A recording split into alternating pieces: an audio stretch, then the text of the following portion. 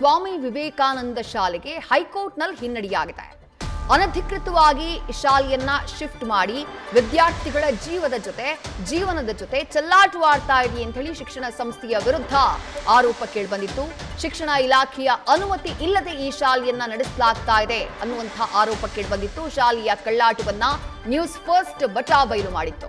ವರದಿಯನ್ನ ಆಧರಿಸಿ ಶಾಲೆಗೆ ನೋಟಿಸ್ ಜಾರಿ ಮಾಡುವಂತಹ ಕೆಲಸವನ್ನ ಡಿಡಿಪಿಐ ಹಾಗೆ ಬಿಇಒ ಮಾಡುವಂತಹ ಕೆಲಸವನ್ನ ಮಾಡಿದ್ರು. ಶಿಕ್ಷಣ ಇಲಾಖೆ ನೋಟಿಸ್ ಜಾರಿ ಮಾಡಿತ್ತು. ಆ ನೋಟಿಸ್ನ ಪ್ರಶ್ನಿಸಿ ಹೈಕೋರ್ಟ್ ಮೆಟ್ಟಿಲೇರುವಂತಹ ಕೆಲಸವನ್ನ ವಿವೇಕಾನಂದ ಶಾಲೆ ಮಾಡಿದೆ. ಸೊಸೈಟಿ ಕಳ್ಳಾಟದ ವಿರುದ್ಧ ಕ್ರಮಕ್ಕೆ ಶಿಕ್ಷಣ ಇಲಾಖೆಗೆ ಈಗ ನಿರ್ದೇಶನವನ್ನ ನೀಡಲಾಗಿದೆ. ಶಾಲೆಯ ಮಾಹಿತಿಯನ್ನ ಆಧರಿಸಿ ಕ್ರಮಕ್ಕೆ ಬಿಇಒಗೆ ಕೋರ್ಟ್ ಸೂಚನೆಯನ್ನ ಕೊಟ್ಟಿದೆ. ವಿವೇಕಾನಂದ ಶಾಲೆಗೆ ಈ ಮೂಲಕ ಹಿನ್ನಡೆಯಾಗಿದೆ. ಶ್ರೀ ಸಹಕಾರ ಎಜುಕೇಶನ್ ಸೊಸೈಟಿ ನಡೆಸ್ತಾ ಇರುವಂತಹ ಶಾಲೆ ಈ ವಿವೇಕಾನಂದ ಶಾಲೆ. ಕಟ್ಟಡ ಶಿಫ್ಟಿಂಗ್ ಲೈಸೆನ್ಸ್ ಇಲ್ಲದೇನೆ ಐಸಿಎಸ್ಸಿ ಶಾಲೆಯನ್ನ ಈ ಸೊಸೈಟಿ ನಡೆಸ್ತಾ ಇತ್ತು. ಶಿಕ್ಷಣ ಇಲಾಖೆಯ ಅನುಮತಿಯನ್ನ ಪಡೆಯಬೇಕು, ಶಾಲೆ ನಡೆಸಬೇಕು ಅಂದ್ರೆ, ಆದ್ರೆ ಇವರು ಅನುಮತಿನೇ ಪಡ್ಕೊಂಡಿರಲಿಲ್ಲ. 1300ಕ್ಕೂ ಹೆಚ್ಚಿನ ಮಕ್ಕಳನ್ನ ಅಡ್ಮಿಷನ್ ಮಾಡಿಸ್ಕೊಂಡಿದ್ರು. ಆ ಮಕ್ಕಳ ಜೀವನದ ಜೊತೆ ಚೆಲ್ಲಾಟವಾಡ್ತಾ ಇದ್ರು. ಮತ್ತಷ್ಟು ಡೀಟೇಲ್ಸ್ ನಮ್ಮ ಪ್ರತಿನಿಧಿ ರಘುಪಾಲ್ ನೀಡ್ತಾ ಹೋಗ್ತಾರೆ. ರಘುಪಾಲ್, ವಿವೇಕಾನಂದ ಶಾಲೆಯ ಅಕ್ರಮಗಳಿಗೆ ಸಂಬಂಧಪಟ್ಟ ಹಾಗೆ ನ್ಯೂಸ್ ಫಸ್ಟ್ ಈ ಹಿಂದೆಯೇ ವರದಿ ಮಾಡಿತ್ತು. ಅಕ್ರಮವನ್ನ ಬಯಲಿಗೆಳೆಯುವಂತಹ ಕೆಲಸ ಆಗಿತ್ತು. ಆದ್ರೆ ಅದರ ವಿರುದ್ಧ ಕೋರ್ಟ್ ಮೆಟ್ಟಿಲೇರಿದಂತಹ ಶಾಲೆಗೆ ಈಗ ಹಿನ್ನಡೆಯಾಗಿದೆ. ಕೋರ್ಟ್ ಹೇಳಿದ್ದೇನು, ಏನ್ ಸೂಚನೆಯನ್ನ ಕೊಟ್ಟಿದೆ ಅಂತ ಹೇಳಿ ರಘುಪಾಲ್. ವಿದೇಶ್ರೀ, ಬೆಂಗಳೂರಿನ ಸಹಕಾರ ನಗರದ NTA ಲೇಔಟ್ನಲ್ಲಿರುವಂತಹ ವಿವೇಕಾನಂದ ಶಾಲೆ, ಈ ಶಾಲೆಯ ಬಗ್ಗೆ ಶ್ರೀ ಸಹಕಾರ ಎಜುಕೇಷನ್ ಸೊಸೈಟಿ ಏನಿದೆ ಇದರ ಅಡಿ ಬರುವಂತಹ ಶ್ರೀ ವಿವೇಕಾನಂದ ಶಾಲೆ, ಈ ಶಾಲೆ ಕಳ್ಳಾಟವನ್ನು ನಡೆಸಿ ಒಂದು ಶಾಲೆ ಶಿಕ್ಷಣ ಇಲಾಖೆಯ ಅನುಮತಿಯನ್ನೇ ಪಡೆಯದೆ ಶಾಲೆ ನಡೆಸ್ತಿರುವಂಥದ್ದು ಗಮನಕ್ಕೆ ಬಂದಿತ್ತು. ಆ ಸಂದರ್ಭದಲ್ಲಿ ಬಹಳಷ್ಟು ಜನ ಪೋಷಕರು, ಸ್ಥಳೀಯರು ನ್ಯೂಸ್ ಫಸ್ಟ್ಗೆ ಮಾಹಿತಿಯನ್ನು ಕೊಟ್ಟಿದ್ರು. ಅದನ್ನು ಆಧರಿಸಿ ನ್ಯೂಸ್ ಫಸ್ಟ್ 2024 ಸೆಪ್ಟೆಂಬರ್ನಲ್ಲಿ ವಿವೇಕಾನಂದ ಶಾಲೆ ಮಾಡ್ತಿರುವಂತಹ ಏನೆಲ್ಲ ಅಕ್ರಮಗಳನ್ನು ನಡೆಸ್ತಾ ಇದೆ, ಯಾವ ರೀತಿಯಾಗಿ ಅಡ್ಮಿಷನ್ ಮಾಡಿಸ್ಕೊಳ್ತಾ ಇದ್ದಾರೆ, ಇದಕ್ಕೆ ಸಂಬಂಧಪಟ್ಟಂತೆ ವಿಸ್ತೃತವಾದಂತಹ ವರದಿಯನ್ನು ಪ್ರಸಾರ ಮಾಡಿದ್ವಿ. ಈ ವರದಿಯನ್ನು ಆಧರಿಸಿ ಶಿಕ್ಷಣ ಇಲಾಖೆಯ DDPI ಮತ್ತು BU ಅವರು ಸಾಲು ನೋಟಿಸ್ಗಳನ್ನು ಜಾರಿ ಮಾಡಿದ್ರು. ಜೊತೆಗೆ ಒಂದು ಫೈನಲ್ ಆಗಿ ಒಂದು ಶೋಕಾಸ್ ನೋಟಿಸ್ ಅನ್ನ ಜಾರಿ ಮಾಡ್ತಾರೆ.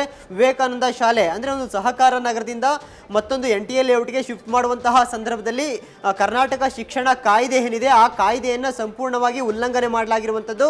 ಜೊತೆಗೆ ವಿದ್ಯಾರ್ಥಿಗಳ ಭವಿಷ್ಯದ ಜೊತೆ ಚೆಲ್ಲಾಟ ಆಡ್ತಿರುವಂಥದ್ದು, ಆ ಕಟ್ಟಡದ ಸುರಕ್ಷತೆಯ ಪ್ರಶ್ನೆ ಕೂಡ ಎದ್ದಿತ್ತು. ಇದೆಲ್ಲದರ ಪರಿಣಾಮವಾಗಿ DDPI ಜೊತೆಗೆ BU ಅವರು ಆ ಒಂದು ಶಾಲೆಯ ವಿರುದ್ಧ ಒಂದು ಶೋಕಾಸ್ ನೋಟಿಸ್ ಅನ್ನ ಕೊಡ್ತಾರೆ. ಶಾಲೆ ವಿರುದ್ಧ ಇಮಿಡಿಯೇಟ್ ಆಗಿ FIR ಅನ್ನ ದಾಖಲು ಮಾಡಬೇಕು, ಜೊತೆಗೆ ಶಾಲೆಗೆ ಬೀಗವನ್ನ ಜಡಿಬೇಕು ಅನ್ನೋ ಒಂದು ಶೋಕಾಸ್ ನೋಟಿಸ್ ಅನ್ನ ಕೊಟ್ಟಂತಹ ಸಂದರ್ಭದಲ್ಲಿ ಶಾಲೆಯ ಆಡಳಿತ ಮಂಡಳಿ ಏನಿದ್ದಾರೆ ಅಲ್ಲಿನ ಅಧ್ಯಕ್ಷರಾಗಿರುವಂತಹ ಸಹಕಾರ ಎಜುಕೇಶನ್ ಸೊಸೈಟಿಯ ಅಧ್ಯಕ್ಷರಾಗಿರುವಂತಹ ಚಂದ್ರಶೇಖರಂ ಅಂತ ಏನಿದ್ದಾರೆ ಆ ವ್ಯಕ್ತಿ ಹೈಕೋರ್ಟ್ ನ ಮೆಟ್ಟಿಲೇರ್ತಾರೆ. ಏನು ಶಿಕ್ಷಣ ಇಲಾಖೆ ಕೊಟ್ಟಿರುವಂತಹ ನೋಟಿಸ್ ವಿರುದ್ಧ ಹೈಕೋರ್ಟ್ಗೆ ಹೋಗ್ತಾರೆ.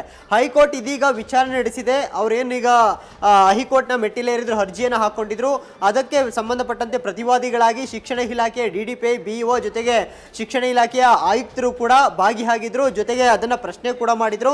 ಇವರು ಇಲ್ಲೀಗಲ್ ಆಗಿ ಒಂದು ಶಾಲೆಯನ್ನು ನಡೆಸ್ತಾ ಇದ್ದಾರೆ, ಜೊತೆಗೆ ಇಲ್ಲಿ ಯಾವುದೇ ರೀತಿಯಾದಂತಹ ಅನುಮತಿ ಇಲ್ಲದೆ ಶಾಲೆಯನ್ನು ನಡೆಸಲಾಗ್ತಾ ಇದೆ, ಸಾವಿರಾರು ಮಕ್ಕಳನ್ನ ಅಡ್ಮಿಷನ್ ಮಾಡಿಸ್ಕೊಂಡಿರೋದು ಕೂಡ ಅಕ್ರಮ. ಇದೆಲ್ಲದರ ಬಗ್ಗೆ ನೀವು ಈ ಒಂದು ಇವರು ಅರ್ಜಿಯನ್ನು ಸಲ್ಲಿಕೆ ಮಾಡಿದ್ದಾರೆ, ಅದರ ವಿಚಾರಣೆ ನಡೆಸಬೇಕು ಅನ್ನೋ ಒಂದು ಮನವಿಯನ್ನು ಕೂಡ ಮಾಡ್ಕೊಂಡಿದ್ರು. ಇದೆಲ್ಲವನ್ನ ಆಧರಿಸಿ ಹೈಕೋರ್ಟ್ ಇದೀಗ ಅದನ್ನ ಅರ್ಜಿ ವಿಚಾರಣೆ ನಡೆಸಿಬಿಟ್ಟು ಮತ್ತೆ BO ಮತ್ತೆ DDPI ಅವರಿಗೆ ನಿರ್ದೇಶನವನ್ನ ಕೊಟ್ಟಿರುವಂತದ್ದು. ಅಂದ್ರೆ ಅವರು ಕೋರ್ಟ್ ನ ಮೆಟ್ಟಿಲೇರಿದ್ರು, ನ್ಯಾಯ ಸಿಗಬೇಕು ಅಂತ ಹೇಳ್ಬಿಟ್ಟು. ಆದ್ರೆ ಇಲ್ಲಿ ಆಯುಕ್ತರೇನಿದ್ದಾರೆ, ಶಿಕ್ಷಣ ಇಲಾಖೆ ಆಯುಕ್ತರಿರ್ಬೋದು, DDPI ಇರ್ಬೋದು, BO ಅವರೇ ಕ್ರಮವನ್ನ ತೆಗೆದುಕೊಳ್ಬೇಕಾಗುತ್ತೆ ಅನ್ನೋ ಒಂದು ಸಲಹೆ ಸೂಚನೆಯನ್ನ ಹೈಕೋರ್ಟ್ ನೀಡಿರುವಂತದ್ದು. ಒಟ್ಟಾಗಿ ಅವರ ಅರ್ಜಿ ಈಗ ಹೈಕೋರ್ಟ್ ನಲ್ಲಿ ವಜಾ ಆಗಿದೆ. ಈಗ ಮತ್ತೆ BO ಅಂಗಳಕ್ಕೆ ಅಥವಾ DDPI ಅಂಗಳಕ್ಕೆ ಅವರು ಬರಬೇಕಾಗುತ್ತೆ, ವಿಚಾರಣೆಯನ್ನು ಎದುರಿಸಬೇಕಾಗುತ್ತೆ. 3 ವಾರಗಳ ಒಂದು ಗಡುವನ್ನ ಈಗ ವಿವೇಕಾನಂದ ಶಾಲೆಗೆ ಕೊಟ್ಟಿರುವಂತದ್ದು. ಆ 3 ವಾರಗಳಲ್ಲಿ BO ಮುಂದೆ ಅವರು ಅಟೆಂಡ್ ಆಗಿ ಆ ಶಾಲೆಗೆ ಸಂಬಂಧಪಟ್ಟಂತಹ ಪ್ರತಿಯೊಂದು ದಾಖಲೆಗಳನ್ನ ಸಲ್ಲಿಕೆ ಮಾಡಬೇಕಾಗುತ್ತೆ.